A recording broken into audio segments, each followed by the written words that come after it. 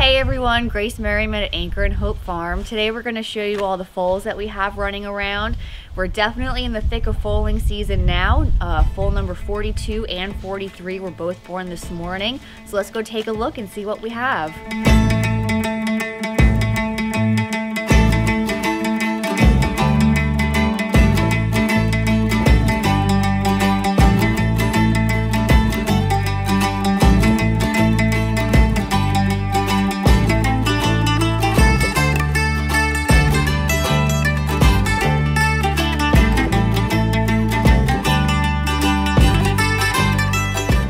This mare right here with her foal with the 4 white legs, that is my father-in-law's mare, Jazzy Idea. She was champion Maryland bred back in her racing days. Really, really fun mare to be around.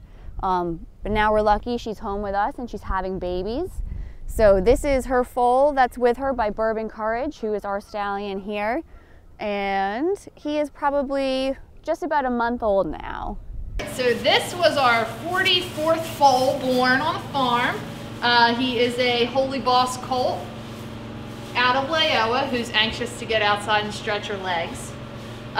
He was born a little before midnight last night, so he's not so old, but he was 26 days overdue.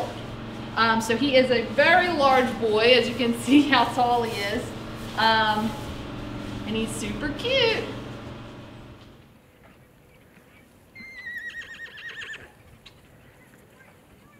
This filly is Kip Berry's. She belongs to a client of ours, and she is a little bit more friendly than your average foal. We foaled the mare last year, and we quickly realized that she doesn't produce enough milk for the foal to sustain, so her foals get supplemented with formula.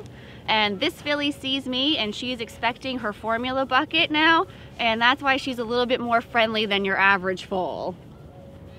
So one of the downsides of having to bucket feed them is that sometimes their manners aren't intact. So you run into that problem more so with orphan foals that don't have a mother to raise them and teach them manners. So this filly, at least, she still nurses off of her mare and, is with her all the time.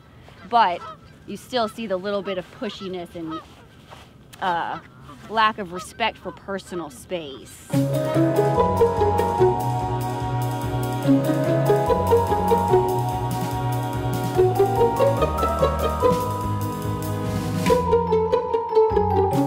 She's spoiled, thanks to Grace. Grace likes to spoil them. And then we get to deal with their no manners. It's not my fault.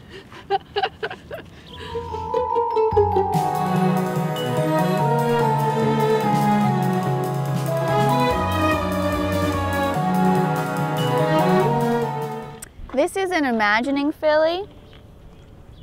It's going to be really interesting to see her in a couple months. I think she's going to be gray, which if we can catch her, you can start to see around her eyes is starting to gray a little bit, like compared to him that doesn't have any gray around his eyes.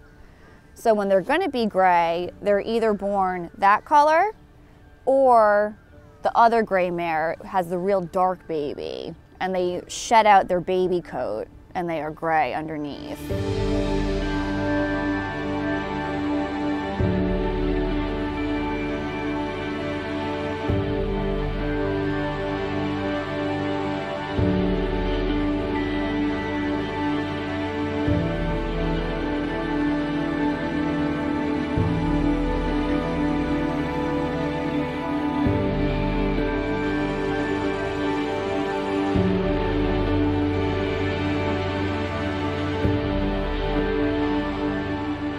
This guy, I just don't like the way he looks. I don't like the way he's following his mom around. He's very mopey.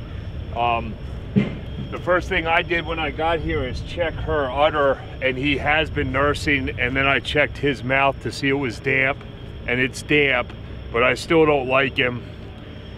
I just don't like his behavior, and foals are pretty fragile. If they get sick, they go down really fast. So I'm gonna go ahead and send blood in. Put your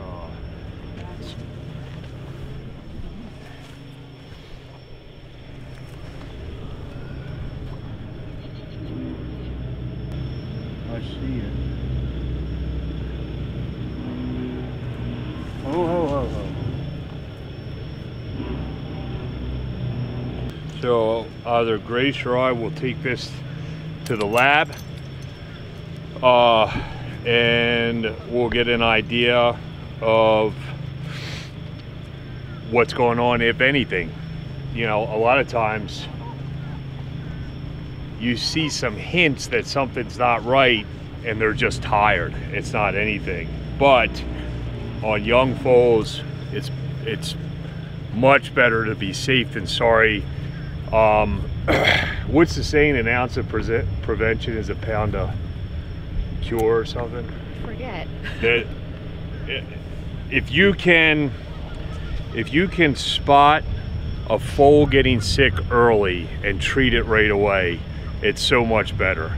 If they get really sick, if they get pneumonia, anything viral where they have bad diarrhea and they get dehydrated, and I mean, some of them, it's almost like they quit, they give up, and then you're spending 24 hours a day running fluids into them, trying to keep them going and getting them back. If you are proactive and stay on top of it and go after the first sign of anything's wrong, you're far better off. So this test is going to cost about $100, I think. It might be, I might not have needed to take it, but I'd rather spend this $100 and make sure that foal's okay than wait a week or wait 3 days and the foal not be okay and then it's really sick.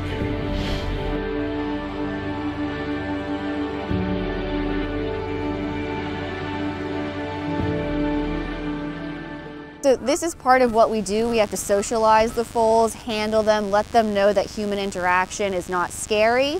They are still very much fight or flight animals where their first instinct is going to be to run. So they're not born like puppies, they're born afraid, and you kind of have to teach them that, you know, human interaction is a positive experience. Raising the foals together is so much more natural for them to be out in the herd setting. It fosters a sense of competition. They run, they play, they roughhouse, they establish their hierarchy. It's just, you know, how they would be raised out in nature. We try to leave them outside as much as possible, so as least time in the stall as we can.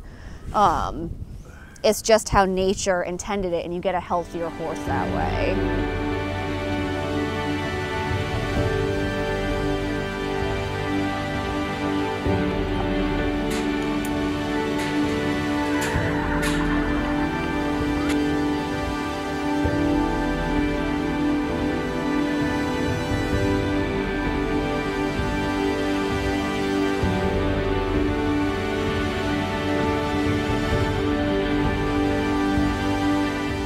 So the two we have out here together, the gray mare, her name is Erin Song, and with her is her imagining colt that was born about 8:30 on Saturday night. For reference, it is about 10 o'clock on Monday morning today.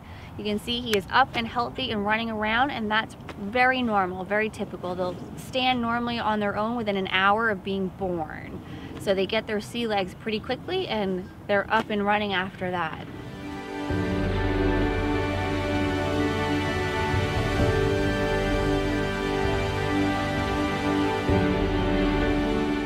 Good update on the foal that we were drawing blood from in our video earlier. It came back fine. We put him on some stuff to keep his stomach comfortable so that he would stay nursing, but as you can see, he is no worse for the wear and he's off to the races. I hope you guys enjoyed seeing some of the foals that we have so far. Make sure you subscribe and let us know if you want to see more, and we'll be posting updates soon.